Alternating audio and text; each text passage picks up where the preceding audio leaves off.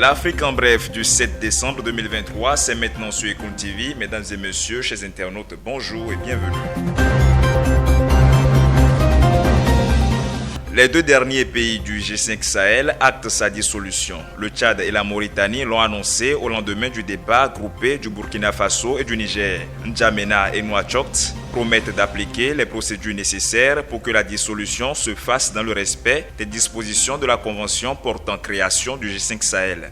La dite convention stipule en son 20e article que le G5 Sahel peut être dissous à la demande d'au moins 3 États membres. Pour rappel, le Mali, qui appartenait lui aussi au groupe, s'était déjà retiré au mois de mai 2022. Les deux récents départs portent donc le nombre de pays souverainement partis de l'organisation à 3. Quoique ces derniers n'aient pas formellement demandé la dissolution du G5 Sahel, ils reprochent au groupe une posture plus encline à servir les intérêts de puissances étrangères que ceux des peuples de la région sahélienne.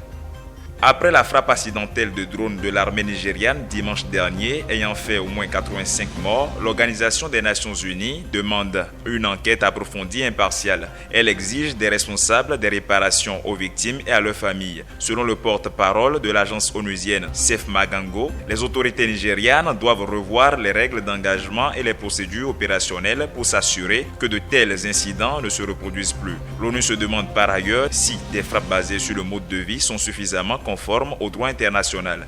Pour l'heure, les forces armées nigérianes ont déjà présenté leurs excuses au peuple pour cette attaque accidentelle. Le chef d'état-major de l'armée nigériane, Taored Lagbaja, a rendu visite mardi dernier aux rescapés du village bombardé. Face aux villageois, le lieutenant-général a promis de prendre toutes les précautions nécessaires pour éviter qu'un tel incident malheureux ne se répète. Selon les explications du commissaire de l'État de Kaduna à la sécurité intérieure, l'armée de l'air menait une opération régulière antiterroriste quand elle a bombardé le village par erreur. Le gouverneur de Kaduna, quant à lui, exige une enquête immédiate sur l'incident. Mesdames et messieurs, ce sera tout pour l'Afrique en bref de ce 7 décembre. À demain pour un autre numéro.